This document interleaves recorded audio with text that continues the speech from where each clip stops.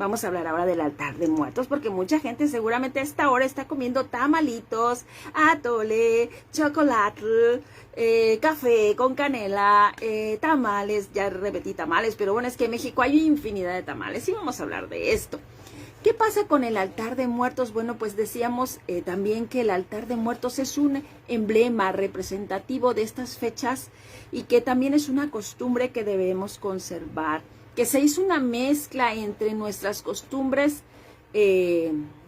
antes de la llegada de los españoles y que luego se mezcló con la religión, y es lo que ha hecho pues que hasta nuestros días venga esta costumbre de poner el altar de muertos como una especie de homenaje hacia los seres queridos que ya murieron, que nos abandonaron, que ya no están más con nosotros.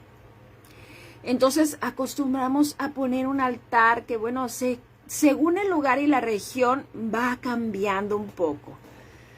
Porque, bueno, depende también de los elementos y materiales naturales con los que se elaboran los altares. Así que en el norte del país, pues seguramente vamos a encontrar altares con muchas hojas de maíz, porque pues es un fruto que se da por allá, con otro tipo de elementos naturales, de otras frutas, etcétera.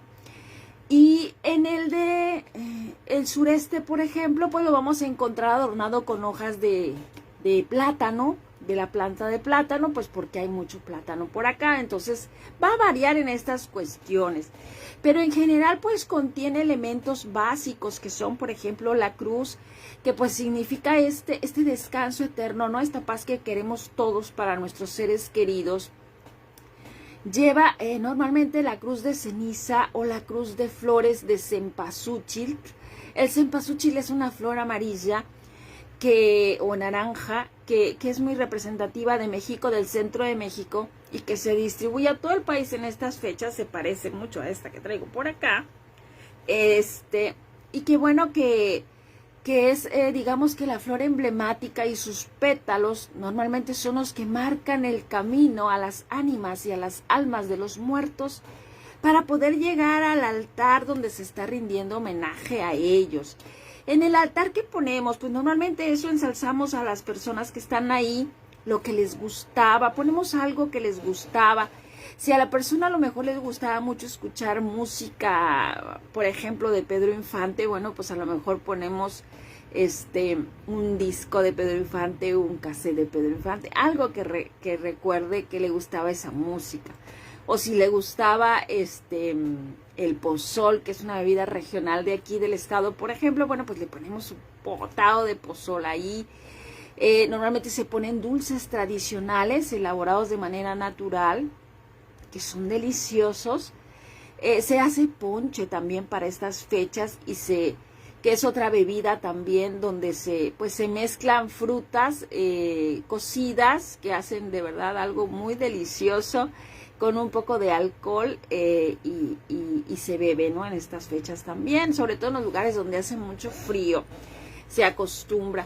¿Qué más ponemos? Ponemos ofrenda. Cuando decimos ofrenda es que estamos poniendo algo representativo de la persona a la que estamos rindiendo el homenaje. ¿Qué ponemos? Ponemos a lo mejor la comida, su platillo favorito, lo que más le gustaba. Si a la persona le gustaba mucho el mole, pues preparamos el mole casero, y le ponemos un platito de mole.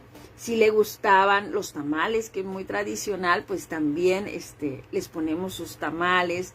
Si le gustaba, no sé, el asado de puerco, pues le ponemos su asado de puerco. Cuando yo me muera me ponen asado de puerco, por favor, porque me encanta.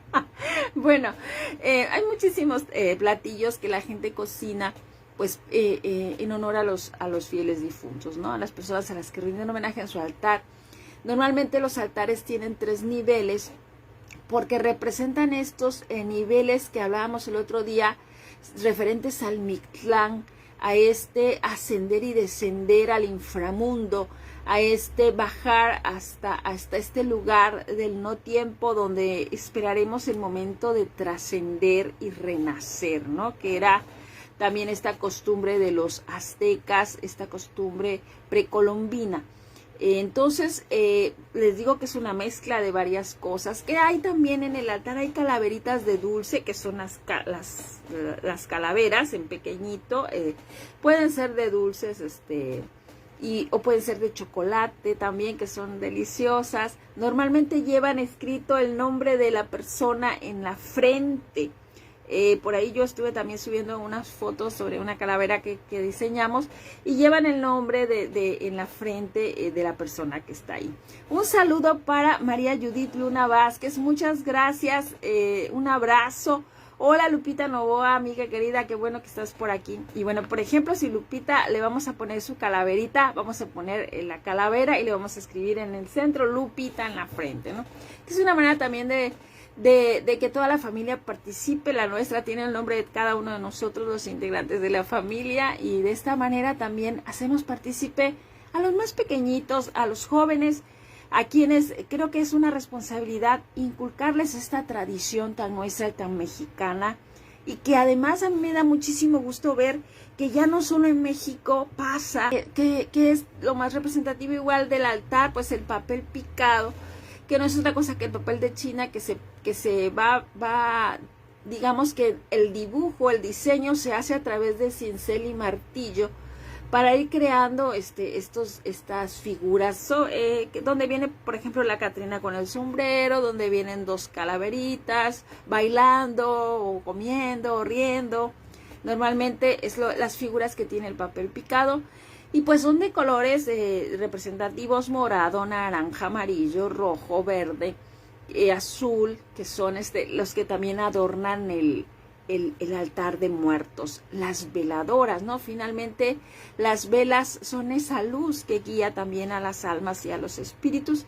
Entonces también lleva veladoras. Lleva sal, también como indicación del camino. Lleva también ceniza. Les decía, o en la cruz o en un puñito también de ceniza. Lleva agua, porque bueno, pues todo esto es como una especie de ofrenda.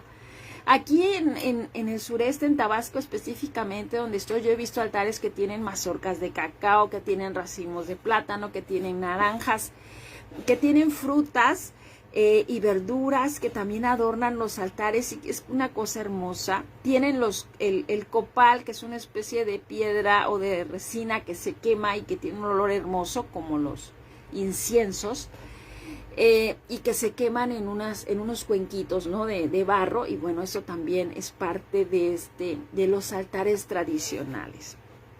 No puede faltar los tamales, les decía yo, mucha gente seguramente estará con ello. Y bueno, los tamales se acostumbran dependiendo también de la zona y región de México, porque México es enorme. En México caben como 20 países de Europa, si no me equivoco. Entonces, imagínense ustedes la dimensión. Si nosotros vamos al norte del país, pues vamos a encontrar tamalitos, como decimos acá, duros, de maíz, con esta masa más dura de caminito, que llevan el relleno en el centro. Y pues se hacen de chile jalapeño, de queso, de carne de cerdo en adobo, de carne molida, de picadillo, un sinfín de tamales, pero se envuelven en hojas de maíz o de joloche, como decimos en el sureste, que son las hojas de las mazorcas de maíz que se quitan y se ponen a remojar, y ya blandas pues se embarran de la masa, se les pone el relleno, se envuelven bien, se amarran incluso y se ponen a cocer. En el centro del país también son más comunes este tipo de tamales, y en el sureste, pues como les decía yo, que ya las hojas de maíz sí hay y sí se hacen, pero normalmente se utilizan las de plátano, con las hojas verdes del plátano que se ponen a tostar y se usan de la misma forma para envolver los tamales, pero les da un sabor diferente. Incluso la masa, que hacen tamales de masa dura, como decía, como los del norte o las maneitas famosas, pero también hacen de una masa que es colada, que lleva muchísima elaboración, porque tienen que estar meneando la señora la masa en unas cazuelas enormes hasta que la cuelan y sale, pues se llama colada porque la cuelan en unos sedazos enormes, y todo ese residuo que cae lo calientan y lo calientan hasta que se espesa, y esa cosa espesa, esa masa espesa que al final sale así colada, es deliciosa también y con ella pues se elaboran los tamales. Entonces, dependiendo de la zona de México te van a invitar tamales diferentes.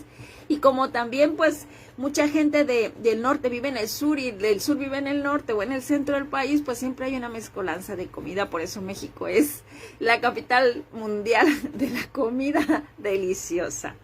Y bueno, ¿qué más podría decirles que cuando tengan la oportunidad, quienes no conocen México, toda esta gente extranjera que por allí nos ve, dense la oportunidad? México es inmenso, México es enorme, es precioso, es maravilloso. Y cada estado de esta República Mexicana, que somos 32, pues tiene su magia, tiene su belleza, tiene su encanto, tiene sus tradiciones, su comida, y les decía, sus atractivos turísticos. México tiene kilómetros y kilómetros y kilómetros de playas, tiene regiones naturales, montañas, selva, desierto, lo que se les antoje, de norte a sur, de verdad. Y bueno, que esta tradición tan nuestra, pues que se siga propagando por ahí, y que sigamos en este hacer de compartir la cultura, nuestra cultura mexicana.